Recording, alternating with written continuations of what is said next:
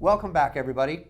We're here at Bradford Marine on State Road 84 in Fort Lauderdale. And for this segment, we're joined by Mike Kelly from Bradford and Dave Johns from Bradford.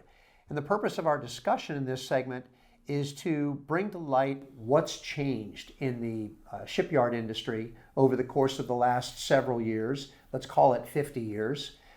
What demands have changed on the shipyards, and what are the shipyards having to do to meet those demands? So Michael, we've been talking about this for quite a while here today, and one of the things that I was using as a reference is when I first started selling boats, or before I started selling boats, when I was working as a captain, a 53 Hatteras was a pretty big boat. A 53 Hatteras had a 15-foot 2-inch beam. Yep. And I don't remember what they weighed, but pretty much every travel lift around could pick up a 53 Hatteras. Today, that's a small boat.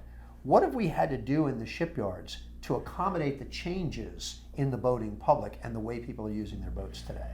So what we're constantly focused on is really getting the whole facility modernized to follow all of the trends in the boats, where suddenly they continue to get wider and taller as the newer yachts are coming to be. And back in the 1960s, when this facility was built, a 23-foot tall shed was a tall shed. There was a lot of space. The 53 Hatteras that you were mentioning fits perfectly under that. With about 8 feet to spare. Exactly. And today, that's not the case. And so we're continuing to look at how do we modernize the facility to open up slip space for those taller yachts that are looking to come into the facility. And before, the different projects that we've embarked on didn't have a space to really come into Bradford. So we've been doing a lot of work in that regard. So they've gotten taller. We've had to raise the roof, if you will. We've had to change the shape and design of the sheds. Dave, what about width? I mean, beam has changed dramatically on the boats. A 15-foot wide boat nowadays is a 42-footer. Exactly, and that's one of the major issues that we first found, but we've been able to adapt to that a bit. You get 90-foot boats now which have up to a 24-foot beam. So some of these slips that are set up as 40 feet wide or 50 feet wide, you're supposed to be able to get 2 boats in there. We've kind of looked at every way we can possibly do it, taken down some of the lower sheds and made those for larger, just a single slip with open air, but for a bigger boat there. But there's more to consider than just, let's raise the roof and take out a row of pilings in the middle, and now we've got twice as wide, a slip that's much higher. What other demands does the boating community have nowadays with the way boats are coming out with more systems, more products, more modernizing? I think from a power consumption perspective, these yachts are consuming so much additional power that 480 volt, 3-phase, 100 amp power is a big thing that a lot of these yachts are looking for. Our facilities have that, which is great. But the days of 50 amp, 240 volt, single phase power is not the standard anymore. Boats are consuming more and more power that they're looking for in these slips. And it's not a function of just running a couple of new lines and having that. When you got these kind of power demands on the boats, the boat that's first in line and the boat that's last in line has the same demand. Yes. So we've got trenching, we've got cabling, we've got, wait a minute, is there any regulation in regard to all of that? I mean, we're working with FP&L on all of that, the transformers, the making sure that the right capacity is on the property coming in to support all of these vessels. And what's great is everything was built out to have a lot of excess capacity at this facility. So now we're reallocating that power to these bigger slips so that the big yachts coming in have consistent, clean, reliable power. And that's incredibly important because the systems on the boats are much more sophisticated than they ever were before. They have the demand to use those systems even in the shipyard, not only when they're off underway. So we've had to change the size of the slips. We've had to change the size of the sheds. We've had to change our power demands. What are we having to do with regard to sea level rise and accommodation for that when we talk about our infrastructure changes, Dave? So one of the big projects that we're doing here is raising the seawalls, putting all new seawalls in throughout the facility. So you just put a cap on top of what's there, right? No, what we're going to have to do is raise it. I believe it's 5 feet is going to be the max that we have to be at now. So it's 5 feet NAVD, if I'm not mistaken, and NAVD is the national. It's a datum. Yes. It's a datum Yep. line. So it's a standard height. It's a standard Yep. height For anywhere you surveying. go. Yes. And it's based upon mean high water. Yep. So we have to be, the cap of our seawall has to be 5 feet above that mean high. Correct. The other consideration is with these big boats is draft. Draft. So we've got to be 12 foot And below we're mean low dredging. water. We're dredging to 12 feet consistently, and so the amount of steel we're putting in steel and batter pile seawalls, where these steel segments are 48 feet long, so that they can support that kind of depth plus 5 feet above high water. Doing the math, we were looking at call it 20 feet of open space that they need to support Now, you from got 20-foot span from the the bottom to the seabed cap all of the the way wall. up. Yeah. And so, yeah, between the steel that we're putting in plus the concrete batter piles, then we're pouring the concrete seawall cap on top. But making sure that these are built for the next 100 years and really protect this whole facility. Well, in order to do all of that, one of the big battles that we fight, we talked a little while ago about working waterfront and how important it is to maintain the working waterfront. Here in the state of Florida, we're keenly aware of the economic impact of our industry. Typically, we consider that a person working in this industry is making 27% more than a person providing the same skill set in different industries, like that home construction or commercial construction industry.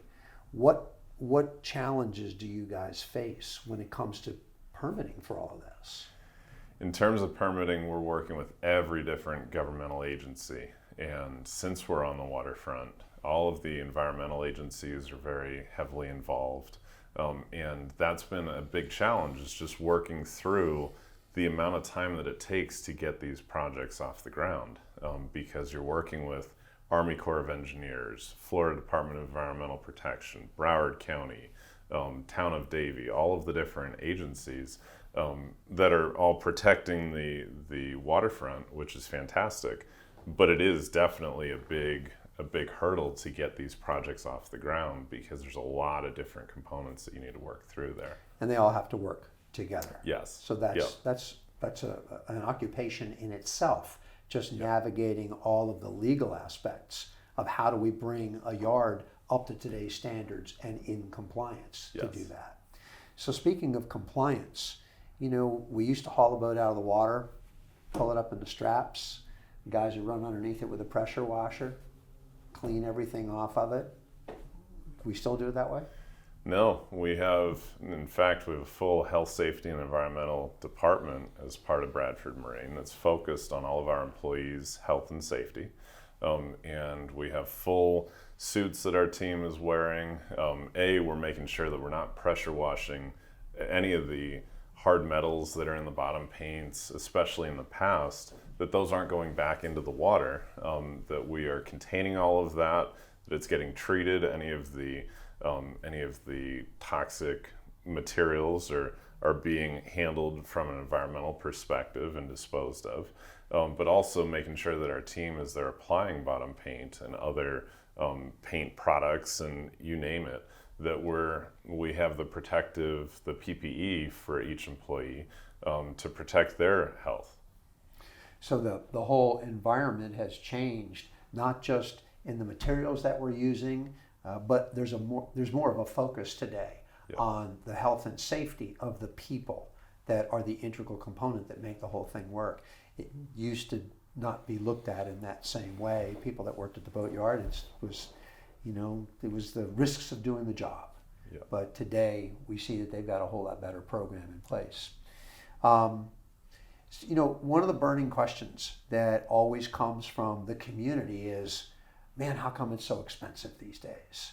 And it's not about defending that. I think it's about understanding what that's all about and what you get for your money when you go to the shipyard. How do you feel like Bradford does a better job of providing that service that is necessary for the boating community? What we really pride ourselves with is all of our team members that have so many years of experience in this industry that know these boats inside and out. We have a great facility, but our team is made up of so many experts that really are focused on ensuring that the experience that all of our customers have is a great one. That we're taking all of the coordination work and project management work, that the captains don't feel that they have to be doing all of that. That our team is there to be handed a list of projects. Our team will then run with the projects, whether it's subcontractors. We have a vast array of contractors that work here. We have 200 employees here as well, across a wide array of different products and services that are offered. And we want to be a one-stop shop that allows captains and owners to feel that they have an easy place to go that takes care of them, and helps them enjoy making their yacht ownership experience easy and enjoyable. That's our main thing. And it's interesting that you say that, because for forever, the shipyard was a place you took the boat when dirty work needed to be done, and you dropped the boat off there, and it was not a place that you wanted to wear a decent pair of shoes, or you knew you were going to get dirty and it was going to be a mess there. That whole environment has changed. That whole focus has changed, as you can see from the renderings around us. This is the shipyard of today. Yep. It's an oasis, if you will. It's a spa for your boat in a lot of ways. Yeah, and I think that we're really transitioning from what used to be known as a boatyard or a shipyard to a full-service marina. That's the key differentiator that we'd like to have, where it's a place where you certainly can get all of the services work done, but also it's a full-service marina where you're also very excited to keep your boat here and enjoy spending time on it while it's here at Bradford Marine. That it's not you come in to get some work done and then you're off to a marina. You're out of the boatyard and you're going to a marina. We're really focused on that full-service marina experience that has these types of amenities. And Dave can walk you through some of the different amenities that we're working on as well. Yeah, and as we kind of touched on at the beginning, the boats are getting bigger, but with the boats getting bigger, the crew is getting much bigger. So coming into the shipyard, as you said, it was a dirty place you wanted to get out of quickly, but it's a essential part of any crew member's lifetime on a boat. So what we're doing is trying to set it up in that kind of way with crew amenities. As you can see, we're working down at the end of Main Street, a nice crew amenity area, pool, jacuzzi. It's going to have an outdoor kitchen area, and really just a place for everybody to get together and enjoy themselves. It's a beautiful area out there right on the water. And then as we're going, we've got a gym here on site, which we're looking to expand our front office, really making that a comfortable place where captains want to come in, have a cup of coffee, talk to their account managers, talk to their project managers, and really make it a comfortable place where people want to come. Not a place where they're automatically like, oh, I got to get out of the dirty shipyard. You want to come to a place where there's people you want to see and everybody's having a good time while they're doing it. So it's interesting how the whole boatyard concept has changed. It used to be a very industrial sort of environment, and now it's a much more multifaceted environment. And like you said, to be able to keep the boat there year-round and get the work done when you need it done, but not have to evacuate as soon as your work is done and go someplace else, that's nice. Absolutely. In our geographic location, we're a hurricane hole from insurance perspective. So west of 95, we're categorized as a hurricane hole where we're protected from a wind perspective, from a storm surge perspective. So we have a number of clients that keep their boats here 6 months, 12 months out of the year as a marina, and they're able to get all of the different service work done while they're here, but they're also storing their boat in a safe location that the insurance companies view as a great spot because it's safe up here on the river west of 95. So that's the other element, where continuing to cater towards all of these customers that are looking for that full service marina experience. So here at the main yard, on this side of the creek, the focus is for the bigger boats. We've got the big sheds, crew amenities, and things of that nature.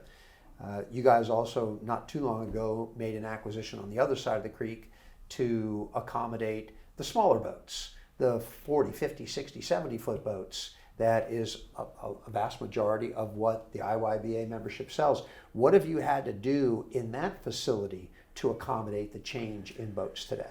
Yeah, so what's great is when we were able to acquire Billfish Marina, which is now Bradford Marine East Marina, there was a 70-ton marine travel lift already in place. And really we wanted to be able to accommodate all of our customers kind of from the time they have a 40-foot boat to the time they have a 150-foot yacht, all the way along kind of all of the different boat sizes in that spectrum. And by acquiring Billfish Marina, we expanded both our service capabilities, but also our haul-out capabilities. We added Pipe Welders Marine with tuna towers, outriggers, high seas technology with all the marine electronics. P&R Canvas does all the canvas work. And so now we really have a product offering that can accommodate 40-foot boats on the 70-ton lift up to about 70 feet on that lift. We've just purchased a brand new 150-ton marine travel lift with a 30-foot wide well. So let's talk about, let me interrupt for a quick second. Yeah. Why are we talking about a 30-foot wide well? That's quite a wide well. It is, and as boats have continued to get wider and wider, we really were also looking at the power catamaran market, where there's so many power cats that are coming into the market as well, and not a lot of facilities that have a haul-out well wide enough to accommodate them. And so the standard width for that travel lift piers would have been 26 feet or so wide because it's a 150-ton machine. And we said, no, we want to go 30 feet. We want to build it wider to accommodate these power catamarans and to be ready as yachts continue to get wider and wider in the future. And so that machine has been a fantastic addition, and we're staying busy with yachts up to about 112 feet that we haul out on the new travel lift. And then yachts 112 to 140 feet, we're lifting on the 200-ton sinker lift. So it really allows us to have a product offering for any yachts in that spectrum. If you can get up the river, we can handle it here. Yep. Well, that makes perfect sense. Yep. So with the other facilities at Billfish, it gives you the ability to even be more of a one-stop shop with canvas work, with electronics work, with metal work. Yes. So you can do virtually everything here in-house, and what those four products won't, or those four companies won't provide in services, you've got a great array of subcontractors that are approved by the yard. Yep. And the other lifts that I hadn't mentioned are actually over in Freeport, Grand Bahama as well. We have a 47-acre facility in Freeport, Grand Bahama. We have a brand new 150-ton marine travel lift there as well, and a 1,200-ton dry dock. And so that then continues to expand our product and service offerings. We're able to accommodate yachts that need to get hauled out in the Bahamas very easily on that travel lift. And B, yachts up to about 220, 230 feet can be hauled out on our dry dock in Freeport. And so that's another, we have about 50 employees over in Freeport as well. And that adds a whole different element to the conversation, because now we're talking an international marine environment. So flagging issues, crew issues, things that may be stumbling blocks if you wanted to bring the boat here to Fort Lauderdale, gives you the ability to service those boats there. Besides the fact that you're in the Bahamas where the water's pretty shallow, and it's really nice to have good facilities. Yes. When you've got all that boat, the number of boats moving around that area that need service as well. Yeah. Yep. Absolutely. And what other are you doing these same sorts of improvements to the facilities over there to provide cleaner power, better facilities, better amenities? Absolutely. We're continuing to invest in that facility as well, and we're looking at new amenities to bring there, new docks, etc. But what's great is what we already have in place can accommodate yachts up to about 400 feet. We have draft of 25 feet at our docks there, And so it's a facility that really caters to the world's largest yachts. The big stuff. Yeah. Sure. Well, I think it's an interesting thing to consider how we live day to day in the boat sales marketplace, and we're having to constantly adapt to the different technologies, the different products. That's the whole purpose of Yacht Engineering Week, is to help educate the yacht sales community on the different products that we're selling and the different components of those products. But I think it was a very valuable conversation to have as to how does the infrastructure have to change as well to accommodate these needs and demands. As the boats get bigger, the boats get wider, the boats get deeper, they have greater power demands, they have larger crews. It's the whole thing is simply growing and expanding. Michael, thanks so much for taking the time to join us. Dave, thank you so much for joining us today. Pleasure. I think it's been a very educational and informative segment for the yacht sales community to understand more about the needs and demands on the shipyard today. Thanks for having us, Paul. Thanks for coming. Thanks. And that's a wrap for today. Yacht Engineering Week 2023 has been brought to you by our title sponsor, Pantropic Power, the local cat dealer, and our anchor sponsor, Robert Allen Law, the business of yachts. We would also like to thank our segment sponsors, Lürssen, Viking Marine Exhaust, Zemos, Marine Data Solutions, MPI, Bradford Marine, Ditech, Lewis Marine Supply, MPT, Tropic Ocean Airways, Ward's Marine Electric, Seabob, AquaBanas. We'll see you again tomorrow, 9:30 sharp.